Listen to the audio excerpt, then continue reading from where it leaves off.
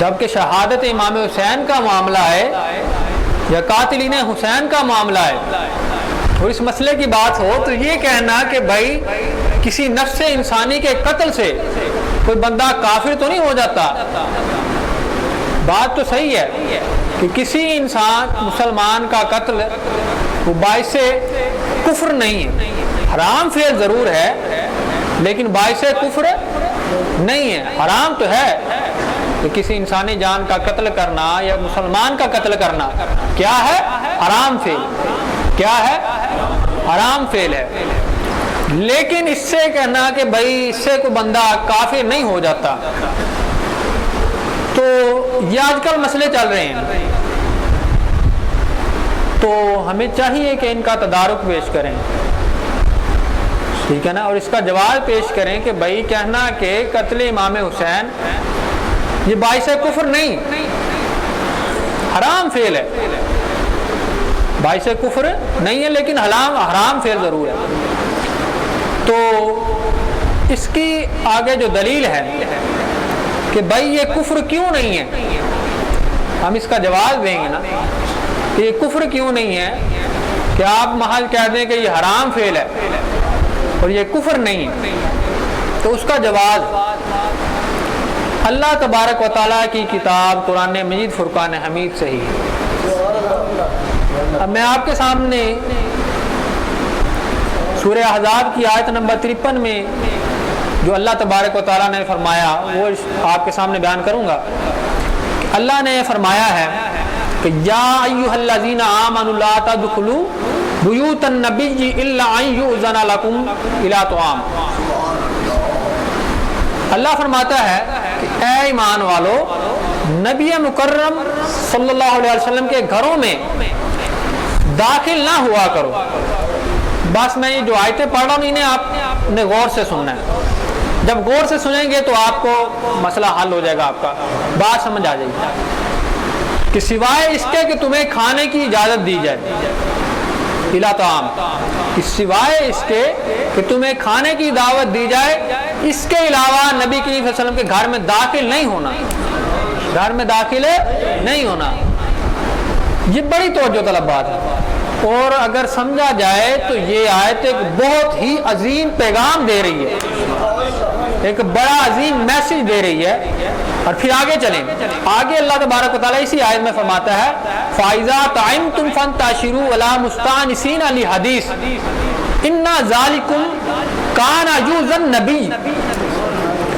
اللہ فرماتا ہے کہ پھر جب کھانا کھا چکو، جب آؤ کھانے کی دعوت دی جائے نبی صلی اللہ علیہ وسلم کی طرف سے، تو جب آؤ کھانا کھا لو تو پھر چلے جاؤ، وہاں باتوں میں مگن نہ رہا کرو۔ کھانا کھا چکو تو چلے جاؤ، وہاں بیٹھے نہ رہا کرو اور باتوں میں دل نہ لگا کر بیٹھو۔ اگر ایسا کرو گے تو یہ فعل میرے نبی کو بڑی اذیت دے گا، اگر ایسا کرو گے تو تمہارا یہ فعل میرے نبی صلی اللہ علیہ وسلم کو اذیت دے گا۔ کیا دے گا؟ اب دیکھا جائے کہ بندہ کسی کے پاس دعوت پر جائے، دعوت پر جانا، دعوت جو کر رہا ہے آپ کی وہ دوست ہی ہے نا، اور کس حوالے سے کوئی دعوت کرتا ہے، کوئی تعلق، کوئی اچھا تعلق ہے نا تو تبھی دعوت کرتا ہے نا کوئی آپ کی، ایسے تو کوئی نہیں نا آپ کو دعوت کے لیے بلاتا، دعوت طعام کے لیے یا دعوت ملاقات کے لیے مختلف دعوتیں، کوئی ایسے تو نہیں نا بلاتا، کوئی مقصد ہوتا ہے اور اس مقصد کا اصل سبب یعنی تعلق ہے، اس بنا پر آپ کو بغیر تعلق ہے تو کوئی نہیں نا بلاتا، یہ واسطہ ہوتا۔ تو جب کھانا کھانا، دعوت پر جانا، پھر بندہ باتیں بھی تو کرتا ہے نا، گفتگو بھی کرنا جائز ہے کہ بیٹھے بندہ ان سے پوچھے کیا حال چل ہے، ٹھیک ہے، خیریت، کیا معاملہ چل رہے ہیں، زندگی کیسے گزر رہی ہے، باتیں تو بندہ کرتا ہی ہے نا۔ یا کوئی بندے دو چلے گئے ہیں دعوت پر تو وہ آپس میں بھی باتیں کر لیتے ہیں، کبھی جو اپنا میزبان ہے اس سے باتیں کرتے ہیں، کبھی آپس میں باتیں کرتے ہیں، تو یہ ناجائز تو پھر کوئی نہیں ہے، جائز ہے اور مستحب بھی ہے، بہتر بھی ہے، ٹھیک ہے نا۔ مستحب تو خیر نہیں کہہ سکتے لیکن مباح کہہ سکتے ہیں کہ مباح فعل ہے کہ بہتر ہے، اس میں گناہ تو کوئی نہیں، نہ ثواب ہے نہ گناہ ہے۔ لیکن اللہ فرماتا ہے کہ میرے نبی کی بارگاہ میں جب جاؤ، ان کے گھر جب جاؤ طعام کے لیے، دعوت طعام کے لیے، تو جب کھانا کھا چکو تو وہاں بیٹھے نہ رہا کرو۔ اب اللہ ادب سکھا رہا ہے بارگاہ نبوت صلی اللہ علیہ وسلم کا۔ کیا سکھا رہا ہے؟ ادب سکھا رہا ہے اور طریقہ بتا رہا ہے۔ اللہ فرماتا ہے کہ یہ تمہارا اگر عمل کرو گے نا، اس طرح وہاں بیٹھے رہو گے، باتوں میں مگن رہو گے، تو یہ میرے نبی کو اذیت دے گا۔ یہ عمل کیا کرے گا؟ اونچا بولے، میرے نبی کو اذیت دے گا۔ کیا دے گا؟ اذیت دے گا۔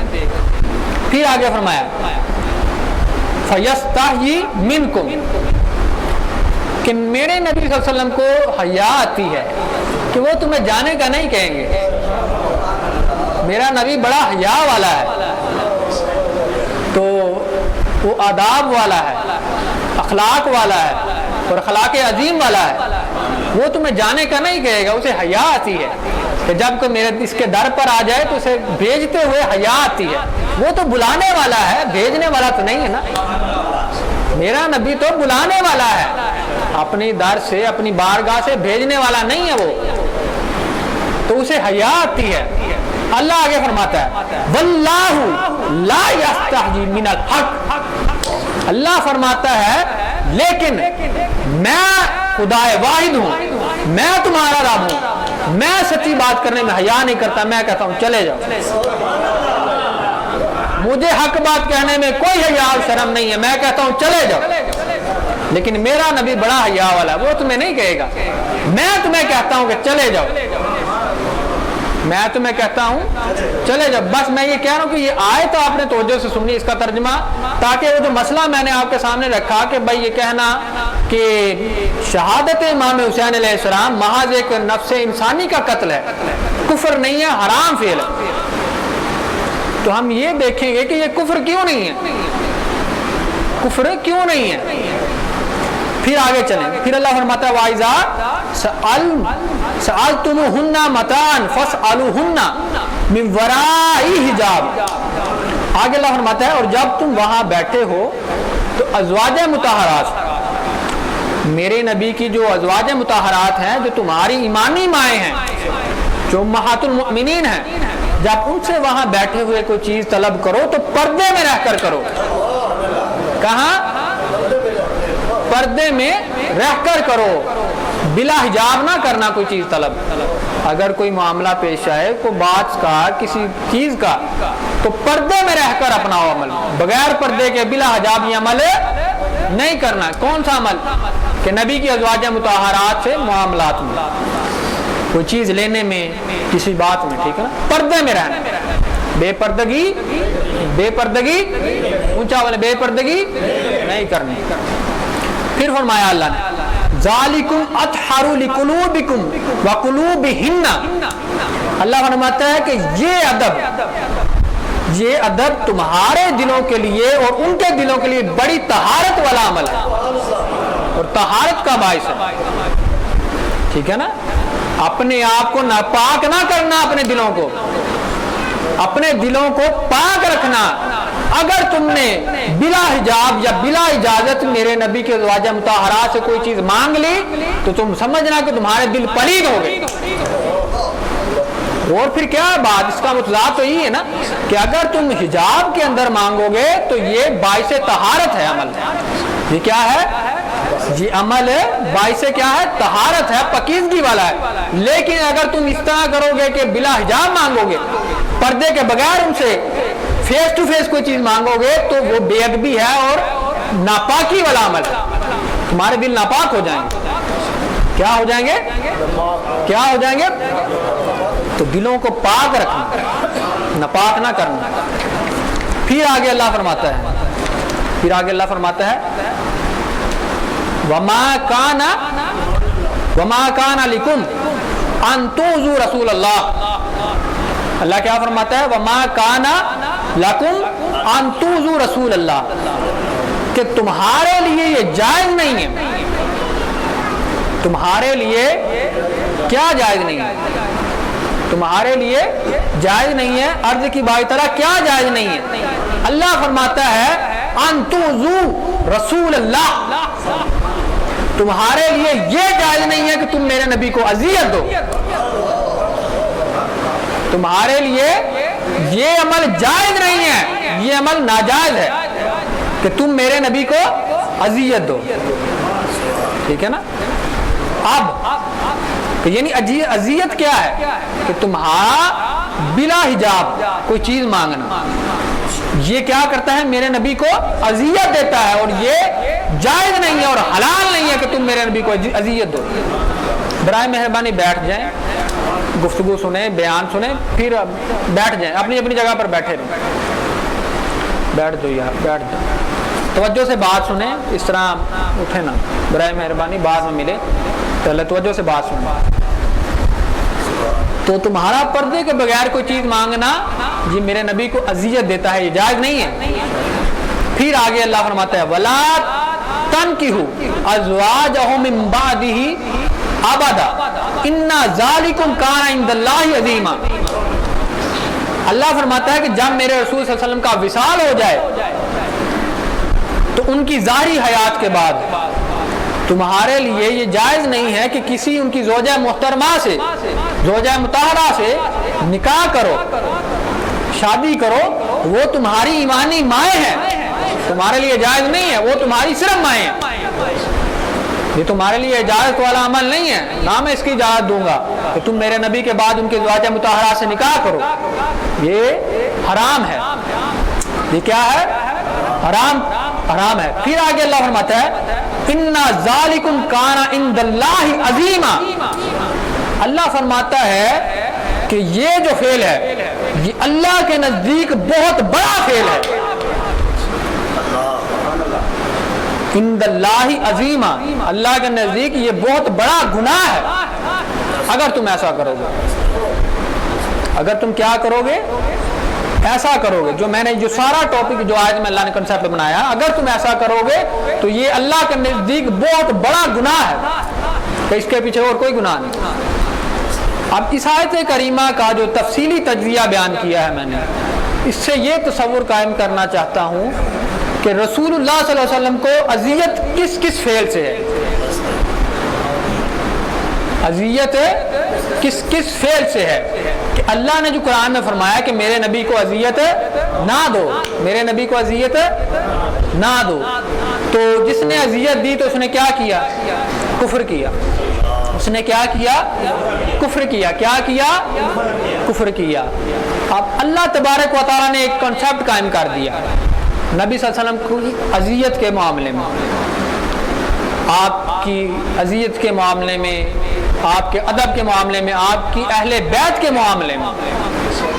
اللہ نے کیا ایک کنسپٹ بنا دیا, اور ایک عقیدہ بنا دیا, اور ایک ایمان بنا دیا نبی صلی اللہ علیہ وسلم کے اہل بیت کے حوالے سے. کن کے حوالے سے؟ کن کے؟ اہل بیت کے حوالے سے. کہ قرآن کریم نے یہ معیار مقرر کر دیا کہ رسول اللہ صلی اللہ علیہ وسلم کو اذیت کن کن افعال سے ہوتی ہے, کہ وہ سامنے میں نے آپ کے بیان کیے. اب دیکھیں, جب محبوب سے محبت ہونا تو محبوب کو ذرا سی بھی تکلیف ہو, محبت جب انتہا کی ہو جائے, محبت جب انتہا کی ہو جائے محبوب سے, پھر چاہے وہ محبوب آپ کا دوست ہو یا آپ کے رشتہ داروں میں ہو, آپ کے ہمسایوں میں ہو, محبوب جو بھی ہو, چاہے رشتہ داروں میں ہو یا غیر رشتہ داروں میں ہو, ٹھیک ہے نا. اگر محبوب ہو تو محبوب کو جو اذیت ہو تو محب جو ہے, جو محبوب سے محبت کرنے والا ہے, آپ مجھے بتائیں کہ جب محبوب کو اذیت ہوگی تو محب کیا کرے گا؟ محب کیا مزہ لوٹے گا اس کی اذیت کا؟ محب کیا کرے گا؟ جب محبوب کو اذیت ہوگی, یعنی جب معشوق کو اذیت ہوگی تو عاشق کیا کرے گا؟ اس پر مزہ کرے گا؟ مزہ تو نہیں نہ کر سکتا, وہ تو تڑپ جائے گا, اور اسے تکلیف اس سے زیادہ ہوگی, کیونکہ اسے اس سے زیادہ تکلیف اس لیے ہوگی کیونکہ محبوب کو تو پتا اس کے ساتھ کیا ہو رہا ہے. لیکن جو محب ہے وہ اور پریشان ہے کہ یہ کس وجہ سے ہو رہا ہے. ٹھیک ہے نا. محبوب کو جب تکلیف ہو، اذیت ہو، تو محب جو ہے وہ خاموش نہیں رہتا، تکلیف محب کو بھی ہوتی ہے.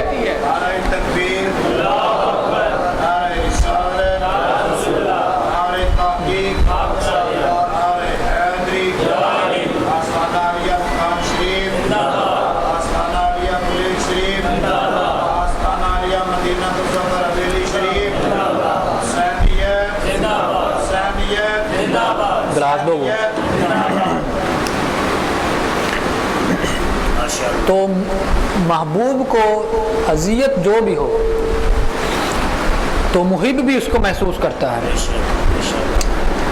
یعنی محبوب کے جذبات کو اگر ٹھیس پہنچے، اس کے احساسات کو اگر تکلیف پہنچے، ٹھیس پہنچے، اور محبوب کے طریقے کو ٹھیس پہنچے، اس کی طبیعت کو ٹھیس پہنچے، اور اس کے خیالات کو ٹھیس پہنچے، پھر اگر محبوب کو روحانی تکلیف دی جائے، محبوب کو اگر جسمانی تکلیف دی جائے، ان تمام تکلیفوں سے محب کو بھی تکلیف ہوتی ہے. ان تمام تکلیفوں سے بات بڑی توجہ طلب ہے، بات اپنے اختتام پر ہے یہ کہ کیا اگر محبوب کو روحانی تکلیف دی جائے یا جسمانی تکلیف دی جائے تو ان تمام تکالیف کو محب بھی محسوس کرتا ہے. کیا محب بھی محسوس کرتا ہے. پھر خواہ کسی کو ذہنی اذیت دینا، کسی کو جسمانی اذیت دینا، اور پھر کسی کا مصلح کرنا، کسی کو مارنا، کسی کی بے عزتی کرنا، کسی کے ساتھ زیادتی کرنا. آپ یہ لگا لیں، محبوب کے ساتھ زیادتی کرنا، محبوب کو اذیت دینا، محبوب کو تکلیف پہنچانا، اور پھر محبوب کو کیا کرنا، اس کے ساتھ بدتمیزی کرنا، محبوب کو اس کے گھر سے نکال کر بے عزت کرنا، اور گھر سے نکال کر اس کا مصلح کرنا، اسے مارنا، اور بے پردہ کرنا، اور بے حجاب کرنا، اور محبوب کو اس کے گھر سے نکالنا، اور پھر یہاں تک اس کے خیمے سے نکالنا، اور خیمے سے نکال کر بے عزت کرنا، اور پھر ان کو شہید کرنا، ان کو قتل کرنا، ان کا مصلح کرنا، ان کے بازوؤں کو کاٹنا، ان پر تلواریں چلانا، ان پر تیر چلانا، اور ان پر تشدد کرنا، اور ہر طرح کی تکلیف دینا. یہ ایسی اذیتیں ہیں محبوب کے لیے کہ ان کے آگے اور کوئی اذیت ہے ہی نہیں. یہ ایسی اذیتیں ہیں کہ ان کے آگے اور کوئی اذیت ہے ہی نہیں. اور پھر جب یہ معاملہ اہل بیت رسول پر آئے تو کیا آپ مجھے بتائیں، جب اہل بیت رسول کو ان کے خیموں سے نکالا جائے اور بے عزت کیا جائے اور ان پر تلواریں چلائی جائیں، ان کا مصلح کیا جائے، ان پر تیر چلائے جائیں، ان کی گردنیں کاٹی جائیں، ان کے شانوں کو کاٹا جائے، تو محب کیا خاموش بیٹھے گا؟ رسول اللہ کیا خاموش بیٹھیں گے؟ اب یہ مجھے بتائیں کہ یہ فعل جو ہے یہ رسول اللہ کو اذیت دے گا یا خوشی دے گا؟ اب اللہ جو فرما رہا ہے کہ میرے حبیب کو اذیت نہ دو، کہ اگر تو نے میرے حبیب کے اہل بیت کے ساتھ بے پردگی کے ساتھ پیش آئے، ان کے ساتھ دیکھیں، ایک طرف قرآن کہہ رہا ہے کہ ادھر تم نے میرے محبوب کے گھر والوں کے ساتھ بلا حجاب بات کر لی، تو یہ فعل اذیتناک فعل ہے اور بہت بڑا ہے. اور ادھر تم میرے محبوب کے گھر والوں کو ان کے خیموں سے نکال دو اور خیموں سے نکال کر بے عزت کرو، تو کیا یہ بتائیں یہ فعل کون سی اذیت کا فعل ہے اور اذیت کے کس درجے کو یہ پہنچتا ہے؟ ایک طرف تو اللہ یہ فرما رہا ہے کہ ان سے بے حجاب بات ہی نہیں کرنی، بے حجاب ہے میرے نبی سے بات ہی نہیں کرنی، اور میرے نبی کے گھر جاؤ تو زیادہ دیر نہ بیٹھے رہو، اور ادھر تم میرے نبی کے گھر والوں کو انہی کے گھر سے نکال کے باہر پھینکو، انہی کے خیموں سے نکال کر باہر کرو، اور پھر ان کو بے عزت کرو، ان کی شہزادیوں کو، ان کے شہزادوں کو، ان کے پیاروں کو، ان کے اپنوں کو، ان کے بچوں کو، ان کی بیٹیوں کو، ان کے اہل خانہ کو تم بازاروں میں پھراؤ اور بازاروں میں پھرا کر بے عزت کرو، اور پھر کوفہ، دمشق اور شام اور عراق کے بازاروں میں پھراؤ اور ان کو بے عزت کرو، ان کے ساتھ زیادتی کرو. اب یہ فعل بتائیں، یہ فعل اذیت کی کون سے درجے پر؟ اور پھر یہ کہنا کہ بھائی نفس انسانی کا قتل محض حرام فعل ہے، کفر نہیں ہے. اب یہ بتائیں کہ اہل بیت رسول کو اذیت دینا یہ کون سا فعل ہے؟ یہ حرام ہے، یہ باعث کفر ہے. قرآن فرما رہا ہے کہ میرے نبی کو اذیت نہ دو. حدیث مبارکہ میں جب کربلا کا واقعہ پیش آیا، آقا علیہ الصلوۃ والسلام ایک صحابی کو خواب میں نظر آئے. تو آقا علیہ الصلوۃ والسلام نے ایک بوتل پکڑی تھی اور اس میں خون تھا. عرض کی حضور کہ یہ کیا ہے؟ آقا نے فرمایا کہ آج حسین شہید ہو گئے اور ان کے خاندان کو شہید کر دیا گیا. آج میں سارا دن ان کا یہ خون اکٹھا کر کے جمع کر رہا ہوں. اب یہ فعل کس اذیت کے درجے کو پہنچتا ہے؟ یہ کفر نہیں ہے تو اور کیا ہے؟ اور پھر کہنا کہ جی قتل انسانی، نفس انسانی کا قتل حرام ہے، کفر نہیں ہے. مسئلہ قتل انسانی کے، جو نفس انسانی کے قتل کا نہیں ہے، مسئلہ قتل محض نفس انسانی کا قتل کا مسئلہ نہیں ہے، مسئلہ اذیت رسول کا ہے.